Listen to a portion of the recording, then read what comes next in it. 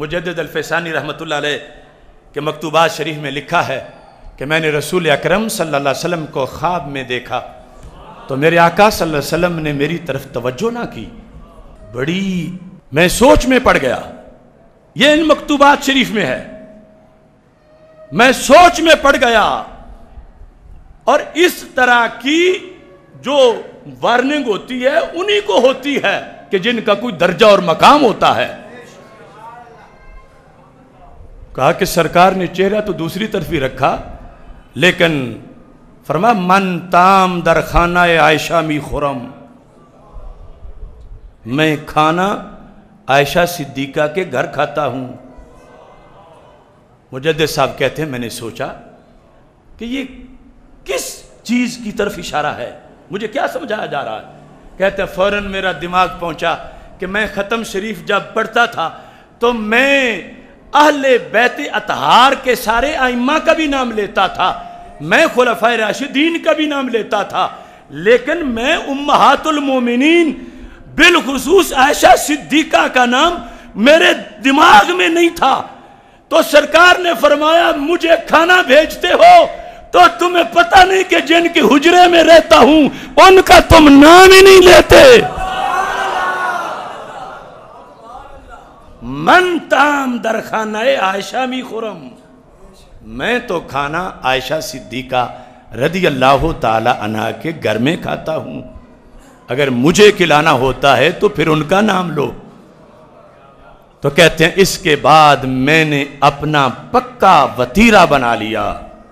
کہ میں جہاں دیگر نام لیتا تھا خصوصی طور پر سیدہ عائشہ صدیقہ رضی اللہ تعالی عنہا کا نام لے کر میں ایصال ثواب کرتا تھا۔ اب یہ ہے مجدد الفیسانی، تو ان کو ماننے کے لیے کھنڈر سینہ تو کفایت نہیں کرتا، ان کے عقیدے کو اپنانے کے لیے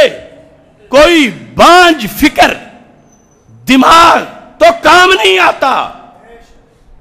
جن کا یہ مسلک ہو کہ رسول اکرم صلی اللہ علیہ وسلم کو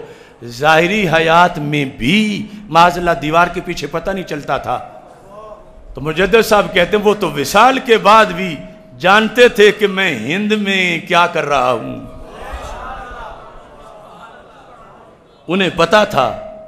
اور اس لیے انہوں نے پھر خواب میں میری توجہ دلائی۔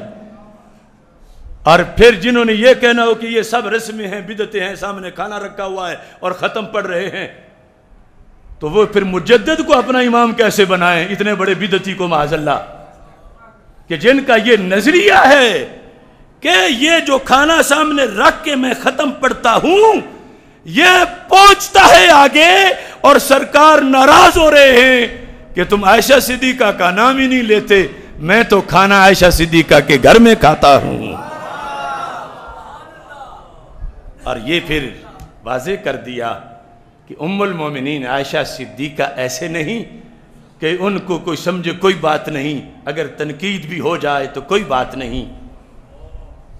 یہ وہ ہیں سرکار دو عالم صلی اللہ علیہ وسلم کی گھر والی کہ جو ادھر نام نہیں لے رہا، سرکار کہتے ہیں تم میری طرف کیا بھیج رہے ہو، تمہیں پتہ نہیں کہ میں کس کے گھر میں ہوں، چونکہ یہ گھر ازواج کی طرف منسوب تھے، حجرہ عائشہ صدیقہ، حجرہ میمونہ رضی اللہ تعالیٰ عنہا۔